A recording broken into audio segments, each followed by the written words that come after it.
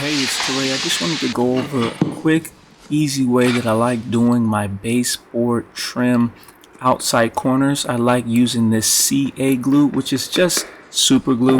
And with this particular product, it comes with an accelerator that you see here sprayed on, and it allows for the glue rather to dry really quick.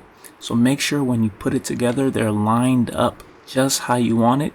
If not, it will be hard to pull apart without damaging the material. So once it's lined up, you hold it about 3 to 5 seconds, and look, it just hangs by itself. It has a nice grab.